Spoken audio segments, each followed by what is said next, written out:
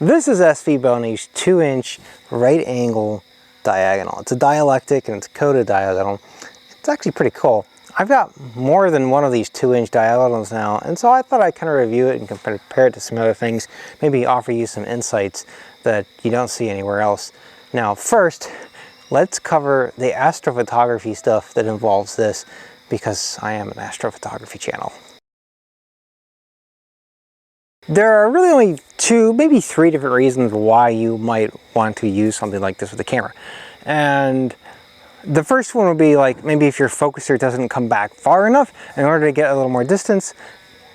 This is an option, you know, it basically will put a couple more inches between your telescope and your camera. Now, the other reason, and this one I think actually might be a little more justified. I know this is not a great example of a telescope for this. This is a very short scope, but some of you have very long scopes, okay, especially some of the bigger refractors. And let's say if you get into a situation where you find in your observatory you don't have enough space to wing your scope around, okay, and you need to shorten it by about 8 inches, well, putting a right angle in your optical path will shorten it a little bit. So that's kind of one of the reasons why I would see you possibly wanting to use something like this with a camera. Now, it does present some balance issues, but basically my advice is to keep it up at a right angle to the rest of the scope. Now, the last one might be if maybe for some reason a diagonal requires that this be in the optical path for some reason, although I don't have a ton of experience there. That would be more of like a planetary photography thing, and probably like something that you would see less often as an issue. All right, I'm running out of light fast here, so now for the astrophotography aspect of, you know, if you were to use this or incorporate it anyway into your optical system, there are a couple of nice things about this thing. One, it's a dielectric, so it's very high transmission, there's very little light loss, and of course also the optics into it are very good. Another nice thing about this thing is that this is a twist to lock. In other words, you twist this entire panel and it actually grips from all directions, which means that it keeps the camera centered. It's not going to be pushed off to the side. I have another 2-inch, actually I have several other 2-inch diagonals, and all of them basically use a little set screw, kind of like you see here, only that's actually not what this does. And they actually push the optic kind of off-centered. Now, ideally, you would want to also have your telescope have something like that too. I know this particular telescope does not have that. It does in fact have the set screws that are going to push it off to the side a little bit. So in an ideal world, you want to have that in the entirety of the train. Okay. What are you doing? Now, also, if you were to, let's say, in any way, collimate a scope using a diagonal like this, this would be a little more ideal, obviously, because it keeps the eyepiece or whatever optics or whatever laser it is you're using to kind of collimate your scope centered. And one last thing here, so this guy right here, this has 2 different ways of locking. So this is actually what, spinning this is what locks the optic in. Okay, this little set screw right here, it just prevents this from turning. That's all it does. You can actually take this out and remove it if you desire to.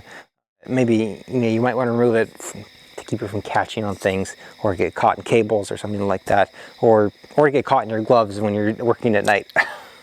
So I just have one more thing to comment before I switch to visual conversation here. It's a 2-inch diagonal, and so the vignetting that you would get as a result of introducing this into your image train is going to be absolutely minimal, if not non-existent, for APS-C size sensors and smaller. For a 35mm sensor, there would be a little bit of vignette, but it's very unnoticeable. And also, it's going to kind of depend a little bit on the focal length of your scope. Longer, well, I should say slower f-ratio scopes are going to have less of a problem than a faster f-ratio scope will for 35mm sensors. So, now, I only have one complaint about this diagonal. Black. I know, I'm kind of complaining. The horse has got 4 legs. Why can't it have 3? But my reason for not liking things to be black is because at night, you know, if it's a different color, it's easier to see at night. So this right here, this is the SVBONY. This is their 1 1/4 inch, which I really like, and it's got some red on it, which shows up nicely under a red light. And then this guy here, this is a Skywatcher. It has nothing on it as far as branding goes, but this came with this scope right here. And Skywatcher is actually a pretty reputable brand and everything. Now, visually, difference between the SVBONY and this guy, I mean, you can't really detect anything visually, at least. And really, it comes down to basically kind of the fit and finish, which both of these are pretty good, although the locking mechanism on the SVBONY is a much better system. So let's set that aside. Now, as for like how it handles different types of eyepieces, this guy right here, this is a Hyperion, and these guys, they have a 2 inch barrel and also a 1 1/4. Okay, now this guy here, he's got strictly just a 2 inch, but one of the things I wanted to point out is that if you have an eyepiece that has this extra extension with a 1 1/4 inch barrel on it, it does fit your fine and it doesn't hit the mirror or anything like that, so you don't need to worry about that. Okay, and yes, of course it functions quite well. Now, a really nice eyepiece to have with a scope like this is actually like a zoom, and this is the SVBONY 3 to 8, and you know, it works pretty good with this guy. Of course, the big reason to have a 2 inch diagonal like this, of course, is when you get big eyepieces. Okay, so this is a 30 millimeter, and it's just about the biggest eyepiece that you could get in this series. And of course, it handles something like this quite fine. Has, you know, good optics overall and everything. Now,